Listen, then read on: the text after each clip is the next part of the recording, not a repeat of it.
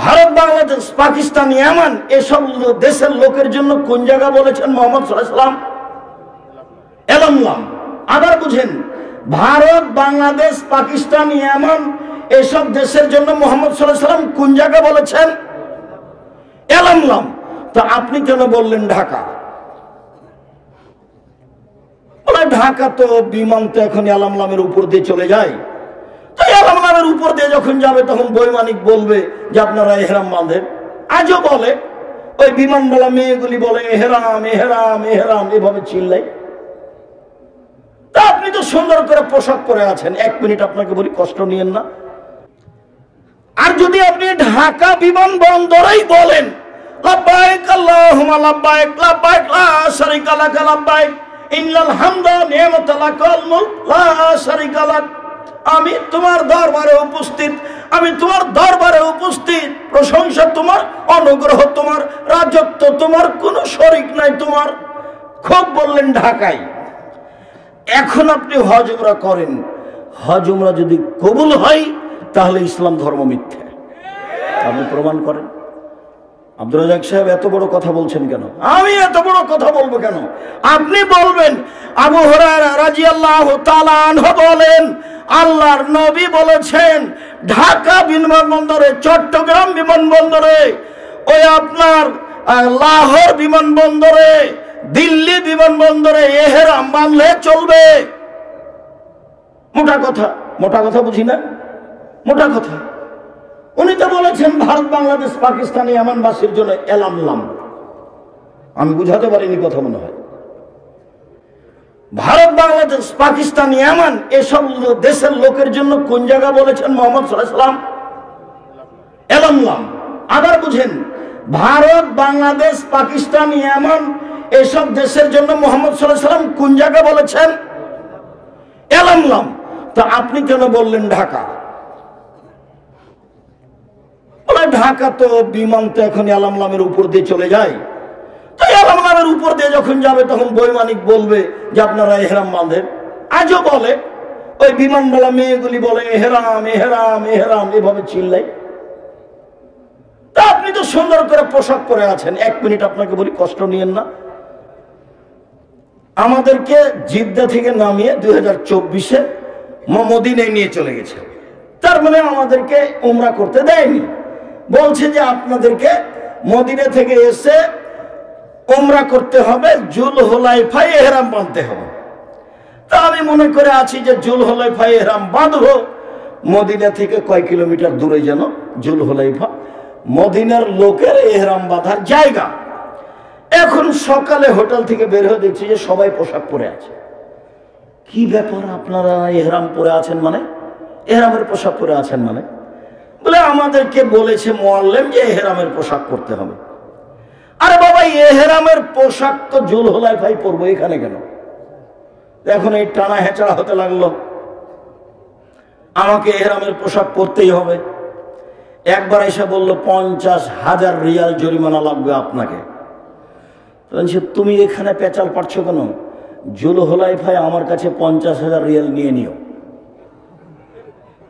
তার আগে আমাকে বলতে পাবো না, লুঙ্গি পরে আছি, লুঙ্গি পরেই থাকবো। মুহাম্মদ সাল্লাল্লাহু আলাইহি ওয়াসাল্লাম যদি আবার এসে বলেন যে না, মদিনা থেকে এহরাম পরা যাবে, সেদিন পরবো। তার আগে পর্যন্ত আব্দুর রাজ্জাক বিন ইউসুফ এহরাম পরবে না। এবছর হজ করবো না, ঘুরে চলে যাবো, আবার আসবো। এবছর পরিস্থিতি অনুকূলে হয়নি, সেই জন্য করিনি। অবাক কথা, আমি রাসূলের নিয়মের উল্টা করবো না। হজ করতে এসে যদি না পারি ফিরে যাব। আমি মাস্ক পরবো না করোনায় ভাগ্য বাড়ানোর জন্য, যা হবে হবে। বলছি যে আপনি যখন এতে নামবেন দুবাইয়ে, তখন 3,000 রিয়াল জরিমানা লাগবে। আমি আগে লাগুক তো, তারপরে দেখব।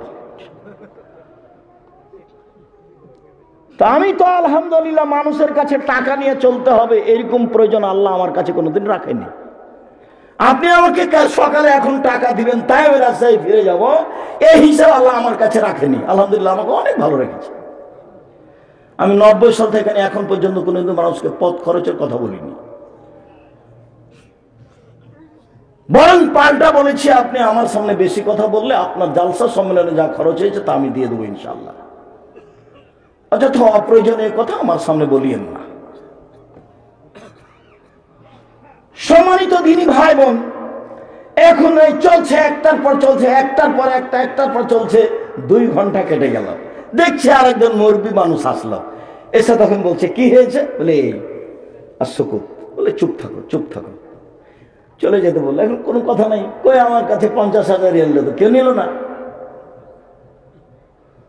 তা আপনি যদি সব অন্যায়কে মেনে নেন, এটা অন্যায়, এটা অপরাধ, এটার নাম বিদআত, এটার নাম বিদআত, এটার নাম বিদআত, এটার নাম শিরক, এটার নাম শিরক। আপনার ছেলে বলতে পারে ওমা তোমার আকাশ, ওমা তোমার বাতাস, আমার প্রাণে বাজায় বাঁশি। আমার ছেলে মেয়ে বলবে না। আমি বলেছি তোর বাপের আকাশ। ঠাকুর বলছে ও কালিমা তোমার আকাশ, ও কালিমা তোমার বাতাস। আমি বলছি তোর বাপের আকাশ। 20 বছর আগে সিলেট কোর্টে 5,000 কোটি টাকার মামলা, ঠাকুরের নিন্দা করেছি। যারা মামলা করেছে ওকে আমি পশু প্রাণী, গরু ছাগল কুকুর ছিলেনের চেয়ে খারাপ প্রমাণ না করতে বলে বক্তব্য দেবো না। আরে ঠাকুর তো ইংরেজদের দালাল। যেদিন লাখ লাখ মুসলমান জেলখানায় নির্যাতিত খ্রিস্টানদের হাতে, সেদিন ঠাকুর সিগারেট টানে লন্ডনে। ঠাকুর আপনার জানি শত্রু, ঠাকুর আপনার মানি শত্রু, ঠাকুর আপনার ধর্মের শত্রু, ঠাকুর মুসলমানের শত্রু, ঠাকুর বাঙালির শত্রু, ঠাকুর ঢাকা বিশ্ববিদ্যালয়ের শত্রু। ঠাকুর আপনার প্রিয় হলো কি করে? ঠাকুর আপনার প্রিয় হলো কি করে? 1971 সাল থেকে এখন পর্যন্ত কোন শিক্ষিত মানুষ শিক্ষামন্ত্রী হয়েছে? আমি বলেছি আমি জানি না কোন শিক্ষিত মানুষ শিক্ষামন্ত্রী হয়েছে, তা আমার জানা নাই। শিক্ষামন্ত্রী পার্থক্য করতে পারেনি ঠাকুরের গান চলবে কিনা, তার শিক্ষার আমি কি দাম দেব? যাওয়ার সময় একটা বই দেখবেন, বইয়ের নাম হলো শিক্ষা বনাম জাহেলিয়াত। বইয়ের নাম কি? শিক্ষা বনাম জাহেলিয়াত।